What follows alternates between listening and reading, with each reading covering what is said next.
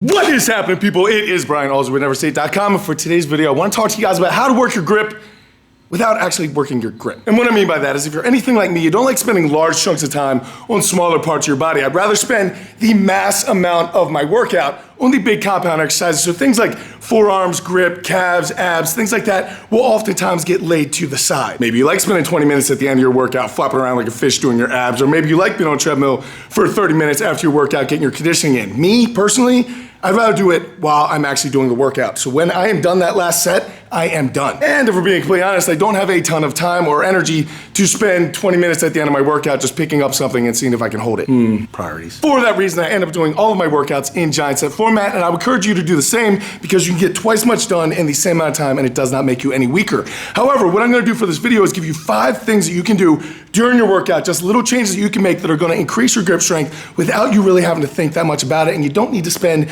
that 20 minutes at the end of your workout just because as fun as that does look, I probably won't do it. So the very first way that I would encourage you to work your grip without actually working your grip is just simply to increase the diameter of your barbell and your dumbbells. Since you are watching this channel, I'm gonna go ahead and assume that you will be doing some form of barbell or dumbbell training.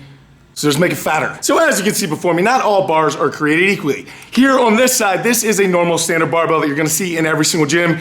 Pretty standard as far as the diameter of this. Now this is an actual standard strongman piece of equipment. This is actually a 2-inch diameter and it is substantial. So if you're doing anything from rows to bench press to deadlift to whatever you're going to do, this guy is gonna work your grip. Now this day and age, a lot of gyms are starting to carry fatter bars or axle bars and things like that, so you might be lucky enough to have something like that if you look around. But if not, you can always grab a pair of fat grips. But all the fat grips are simply a piece of rubber that you just PR. You pull into the bar, it makes it thicker, you squeeze really hard so you don't let it go, and you get the same effect. It especially works well on dumbbells, especially the really big ones. And if you're a lifter who likes projects, an axle is really nothing more than a hollow pipe with a little ring welded on it. So if one were so handy, they could easily go to the hardware store and create one of these of their own. Much like what has been done with this loadable dumbbell handle, I would highly encourage this because even doing something like croc rows or heavy single arm dumbbell rows with something this fat is a different experience entirely. By simply increasing the diameter of the bar for your dumbbell and your barbell work, you'll be shocked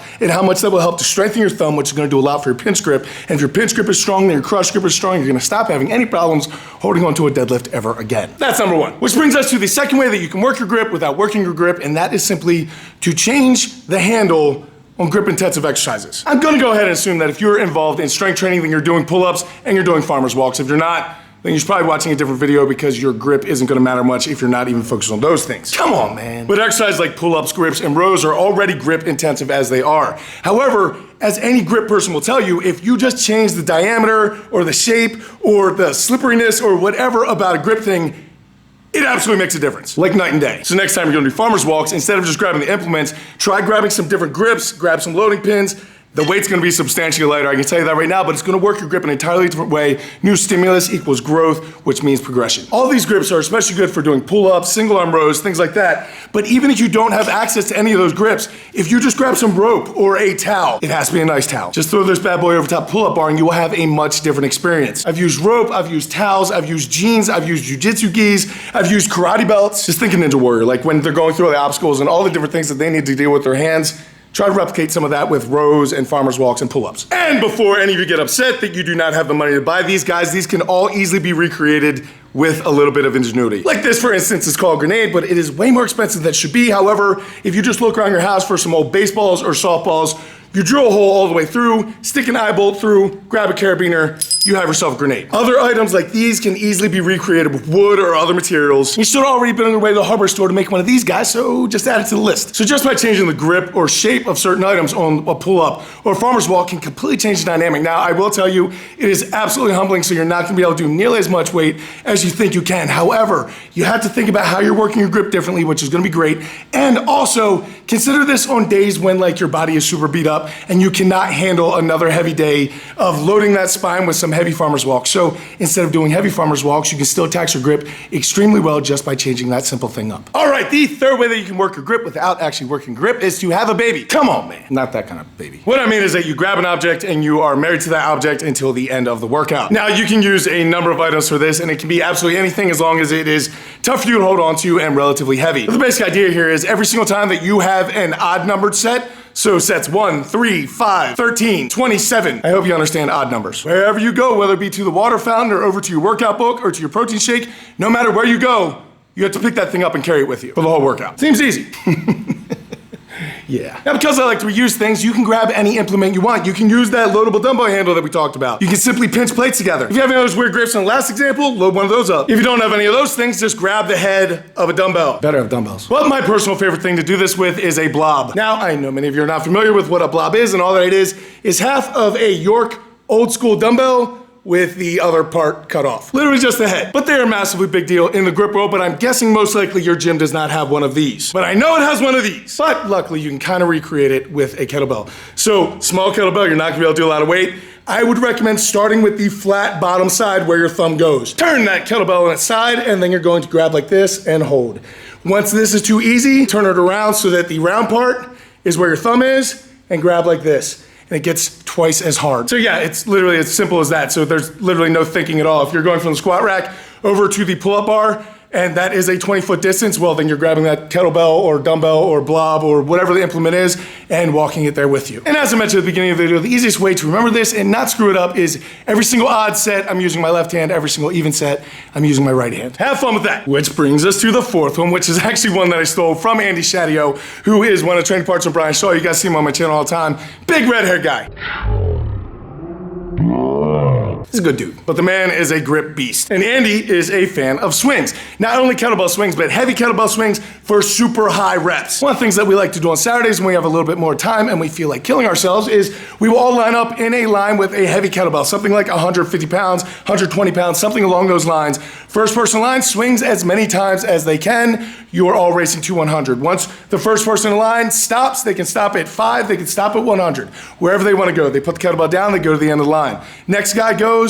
As people shed out because they finish, you get less and less rest. It gets extremely taxing on your grip. The only caveat that Andy makes very, very clear is you don't stop at a number. You don't stick a number in your head and you stop there. You go literally till you can't, which actually makes sense because the first time we did this, the first person who went may have got like 15 or 20 swings with that kettlebell, and then Andy went next and got like 55 at like 150 pounds. And that's when we knew we were in trouble. But Andy is also a huge advocate of swinging other kind of more strange shaped objects, something like the blob. Using this guy for a kettlebell swing has done a ton to help my grip, not only because you need to squeeze the heck out of it so you don't fling it at somebody, but number two, every time that you bring this thing up, your thumbs essentially are doing a curl fighting against the weight of that, and that is extremely brutal and will build up your grip super fast. However, you gotta be very, very careful that you don't let that thing slide out of your hands so you don't kill anybody. But if you do not have access to a blob, you can hold on to the head of a dumbbell or even pinch two plates together and get your swings that way. But again, make sure no one's downrange. Which actually brings me to a funny story that I'm not gonna mention any names because a lot of you watching this will probably know him. So,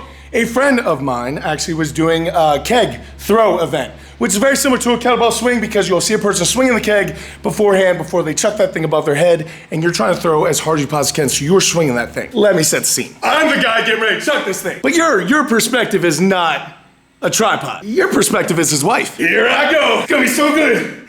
It's gonna be so good. Well, she didn't die. So I'm fairly certain you guys can fill in the parts and finish the story on your own, but yes, the keg flew out of his hands and rocketed right towards his wife. Now, luckily, she was okay and everything was fine. However, not every case is gonna end like that, guys. So if you are swinging something that's hard to hold on to, make sure that no one is downrange. The last thing you need to do is be chucking 50 pounds into someone's face. I mean, unless they deserve it. So the moral of the story is do your homework. Which brings us to number 5, which is definitely the most fun out of any of them. And for number 5, you don't actually need anything. It gets provided for you. You guys recognize these? Free papers suck. I have literally no idea who advertises free papers, but they should probably stop wasting their money. Who advertises in a free paper? I'm confused, but I digress. Anyway, next time you're on the way to the gym and you're pulling out your driver and you have one of those free papers, go ahead and grab it. Now, hopefully you have a cool gym owner, because the idea here is that every single sheet that is in that newspaper is an earned shot. Now, in order to earn that shot, all that you need to do is complete your set. So let's say it's deadlift day. You did your set, excellent, you get a shot. A little bit of...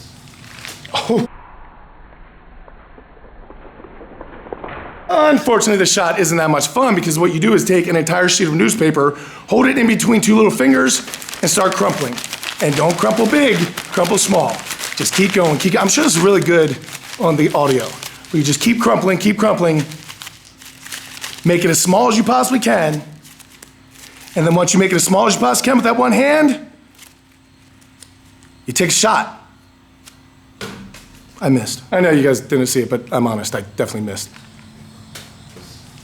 Now you got it. But every single set that you finish is another shot that you get to take into a recycling bin, and luckily, you can have a lot of shots. I would probably say the hardest part about this one in general is not stopping your workout to make the paper basketball an entire game of its own. But if you can keep yourself disciplined enough to keep it one shot per set, you'd be shocked at what just simply crumpling up a newspaper can do for your grip. It's an old trick that my fighting coach used to do to make us work a grip. Now, obviously, we weren't doing it between sets, but we'd always have to be crumpling up newspapers and things like that. But brutal! If you're anything like me, you do not have friends, but if you did have friends, you guys could play horse, you guys could do all kinds of things, it'd be awesome. I need some friends. Now, of course, don't be obnoxious about it and don't make a big mess in your gym, but if you simply set up a little recycling bin and you have a newspaper near you and you're taking little 10-foot shots at it, come on, man.